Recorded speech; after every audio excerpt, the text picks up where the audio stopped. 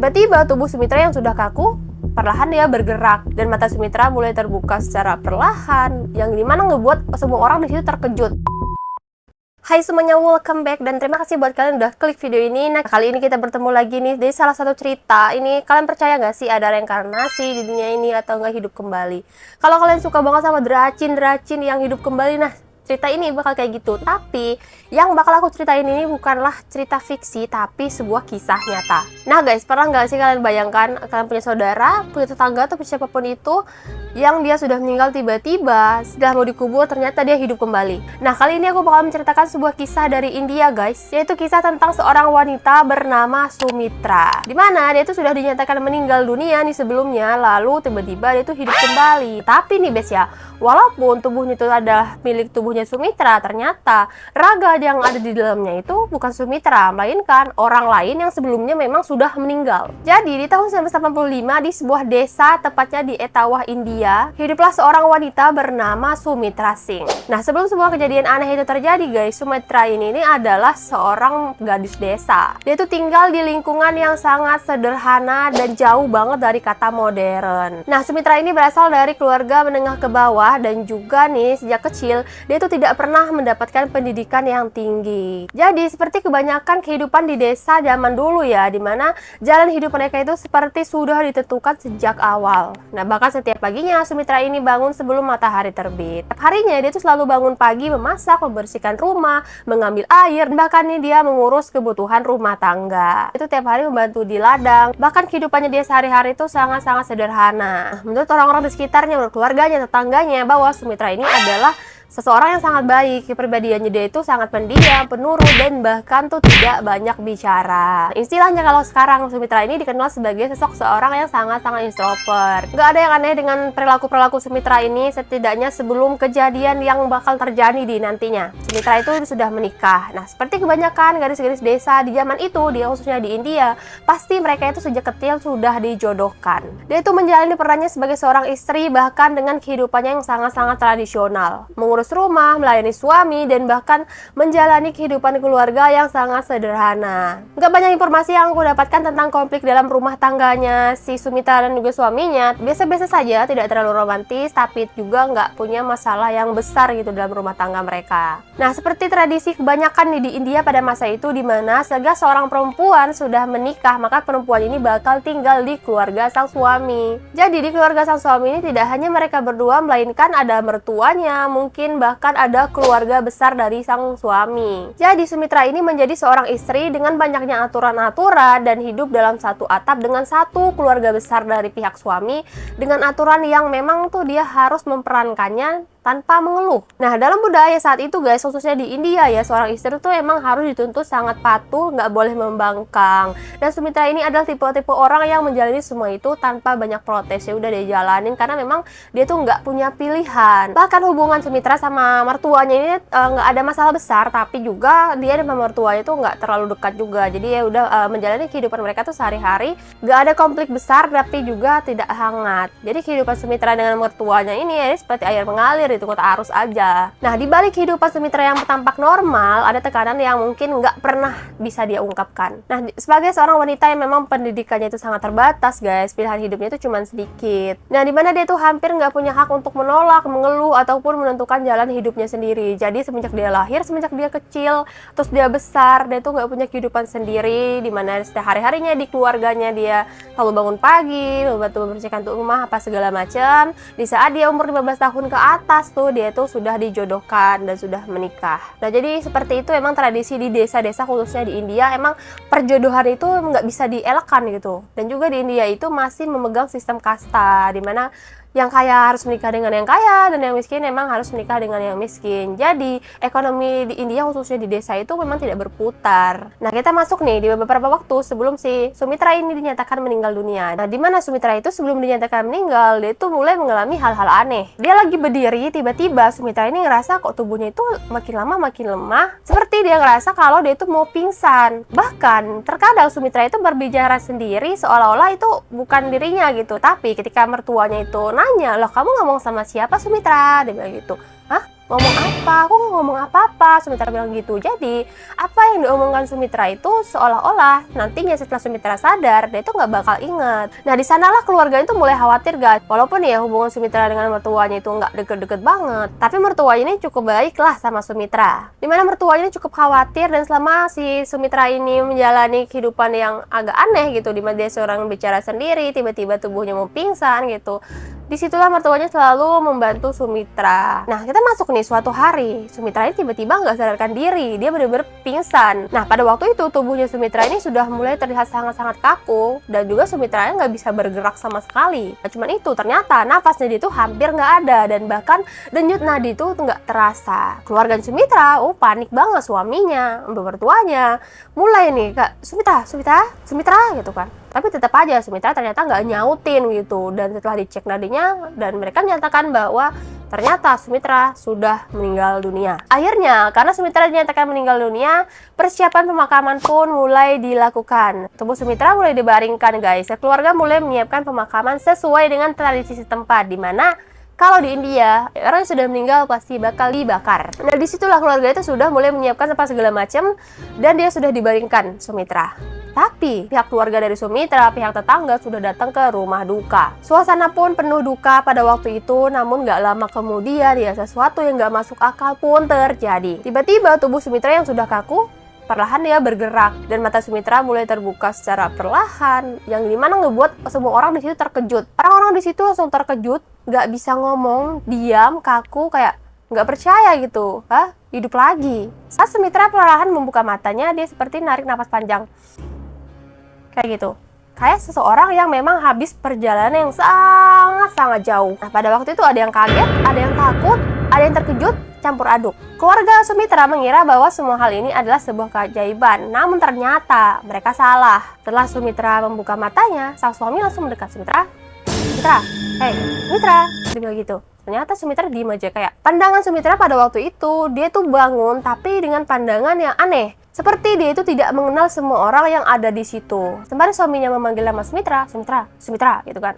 Dan Sumitra ini perlahan bilang bahwa, aku bukan Sumitra, dengan suara yang sangat lembut. Dan tidak seperti mencerminkan bahwa itu adalah Sumitra. Nah di situ setelah mendengar dia bilang aku bukan Sumitra, semua orang tuh langsung diam. Terus ngomong lagi nih Sumitra, aku bukan Sumitra, aku Siva. Nah langsung semua orang terkejut. Bukan karena apa? Karena ternyata Siva ini adalah seseorang yang memang ada, dan dia itu sebenarnya sudah meninggal. Nah keluarga Sumitra mulai panik, banyak menganggapan bahwa Sumitra ini sepertinya kerasukan, dan banyak mereka yang nggak percaya. Sang suami dan juga keluarga Sumitra mulai meyakinkan, lah kamu Sumitra, dan ini di rumah kamu, dia bilang gitu. Namun ternyata Sumitra langsung geleng-geleng, bukan, aku Siva, dia bilang. Aku Siva Tripati, aku bukan Sumitra, dengan suara yang sangat lembut. Siva ini adalah seorang wanita yang tinggal di daerah lain. Memang tempat tinggal Siva ini nggak jauh dari tempat tinggal Sumitra. Tapi berbeda dengan Sumitra, Siva Tripati ini dari keluarga ataupun dari kalangan keluarga yang sangat kaya. Jadi Siva itu berasal dari keluarga yang sangat berada dan dari kasta Brahmana. Yang dimana kasta Brahmana ini adalah sebuah kasta yang dianggap lebih tinggi dari struktur sosial di India. Jadi Siva ini dikenal sebagai seorang perempuan yang sangat terdidik, pendidikan tinggi, berbicara dia sangat halus, dan bahkan hidupnya dia lebih mapan. Dan juga Siva itu sudah menikah guys, dia memiliki seorang anak juga. Dari luar hidupnya memang terlihat normal-normal aja si Siva ini, namun ada sesuatu yang nggak bisa diketahui oleh banyak orang. Nah kita langsung masuk ke dunia Siva. Jadi sebelum kematiannya Siva ini, dia itu sudah menikah, dia itu menjalani kehidupan dia sebagai seorang istri di keluarga suaminya. Nah seperti tradisi itu guys, ia itu tidak lagi tinggal dengan kedua orang tuanya. Seperti Sumitra tadi, kalau sudah menikah wajib tinggal di keluarga sang suami. Namun ternyata setelah Siva ini menikah, ternyata hidupnya itu tidak selalu berjalan sesuai dengan rencananya dia. Di rumah suaminya guys, dia itu menjalani perannya sebagai seorang istri dan juga seorang menantu, dimana ia mengurus rumah, melayani suami, dan bahkan mengikuti aturan keluarga besar suaminya. Namun ternyata di balik itu guys, hubungan di dalam rumah tangganya Siva ini ternyata nggak sesederhana yang dilihat orang lain. Bahkan beberapa cerita yang menyebutkan bahwa hubungan Siva dengan suaminya ini memang tidak harmonis sejak awal. Ada beberapa cerita juga bahwa hubungan Siva dengan mertuanya ini dan juga iparnya itu tidak akrab. Karena apa? Karena Siva ini kan adalah seseorang yang berpendidikan tinggi dan seperti open-minded lah. Jadi Siva ini di keluarga suaminya agak sedikit membangkang, bukan yang tipe-tipe cewek penurut gitu. Itulah yang membuat mertuanya dan juga iparnya tidak srek lah sama Siva. Sumitra. Hingga suatu hari, Siva itu berakhir secara misterius, di mana Siva ini ditemukan sudah meninggal dunia di rel kereta api. Entah bagaimana caranya dia itu sampai meninggal di sana. Bahkan kasusnya dia pada waktu itu tuh tidak pernah benar-benar jelas, jadi nggak ada tersangkanya juga. Nah, hal yang membuat kasus ini semakin aneh adalah guys, di mana ternyata Siva itu sudah meninggal dunia sebulan sebelumnya. Jadi sebelum si Sumitra ini bangkit itu, Siva ini sudah meninggal sebulan sebelum. Seolah ada keterkaitan waktu yang memang sulit banget dijelaskan, kayak reinkarnasi apaan gitu, kayak nggak mungkin gitu. Tapi memang kenyataannya seperti itu guys ceritanya. Secara logika aja ya, Siva sama Sumitra ini seharusnya mereka tidak saling mengenal. Mereka itu berasal dari lingkungan yang berbeda, status sosial berbeda, dan bahkan tidak memiliki hubungan keluarga juga. Nah, setelah Sumitra ini mengaku kalau dia itu Siva, ya seperti biasa, keluarganya ini banyak yang nggak percaya. Banyak yang bilang bahwa Sumitra itu kerasukan. Namun untuk memastikan kalau benar Sumitra ini adalah Siva, akhirnya pihak dari keluarga Sumitra langsung membawa Sumitra ke keluarganya Siva. Ya, untuk membuktikan bahwa bener nggak sih lu tuh Siva gitu. Jadi perjalanan pihak keluarga Sumitra menuju ke rumahnya Siva tanpa memberitahu Sumitra ataupun Siva lah, nggak tahu Sumitra apa Siva karena satu tubuh tapi dua jiwa gitu kan. Sumitra ini nggak tahu siapa bakal ditemuin nanti. Ternyata keluarga ini membawa ke keluarganya Siva di sana. Saat mereka tiba di rumahnya Siva, Siva ini langsung terkejut, turun dari kendaraan dan bengong. Dia langsung kayak ngelihat ke sekeliling. Kayak macam seseorang yang emang udah kenal, udah tahu nih tempat gitu. Dari itulah guys, sesuatu terjadi yang ngebuat seluruh orang yang ada di situ tuh sangat-sangat merinding. Tanpa diperkenalkan guys, ternyata si Sumitra atau si Siva ini sudah menunjuk nama orang-orang yang ada di rumah itu. Ini namanya siapa, itu namanya siapa gitu. Bener-bener si Sumitra atau Siva ini udah tahu gitu nama orang-orang yang ada di rumahnya Siva, di keluarganya Siva. Jadi dia itu nggak cuma tahu tentang anggota keluarganya, nama-namanya aja, melainkan hubungan mereka dan hal-hal kecil dalam rumah tangga itu yang emang seharusnya cuma Siva doang nih yang tahu nih. Seolah-olah bahwa si Sumitra atau si Siva ini memang pernah tinggal di rumahnya keluarga Siva. Nah, disitulah guys, pihak keluarga dari Siva ini terkejut gitu, kayak kok kamu bisa tahu gitu detail-detail kecil tentang keluarganya Siva, kebiasaan pribadi, kenangan keluarga, dan hal-hal kecil yang memang seharusnya di keluarga inti itu aja yang tahu. Bahkan bukan cuma ingatan Sumitra aja, tapi perlakuannya Siva, terus nada bicaranya yang sangat sama, kebiasaannya yang sama, dan bahkan